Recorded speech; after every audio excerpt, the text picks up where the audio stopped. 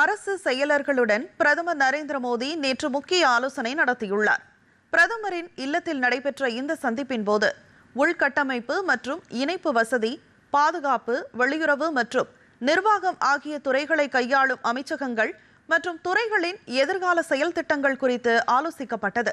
நாட்டின் எதிர்காலத்தை எவ்வாறு வடிவமைப்பது என்பது குறித்து நீண்டகால கண்ணோட்டத்துடன் சிந்திக்குமாறு பிரதமர் அரசு செயலர்களிடம் வலியுறுத்தினார். தரவுகளின் திறமையான பயன்பாடு மற்றும் பல்வேறு அமைப்புகளுக்கிடையிலான ஒருங்கிணைந்த செயல்பாட்டின் அவசியத்தை வலியுறுத்திய பிரதமர், தரவு என்பது ஒரு தேசிய சொத்து மற்றும் எதிர்காலத்திற்கான வளம் என்று குறிப்பிட்டார். மேலும் அதிகாரிகள் ஒருமைப்பாட்டு உணர்வுடன் பணியாற்ற வேண்டும் என்றும் பிரதமர் நரேந்திர மோடி கேட்டுக்கொண்டார்.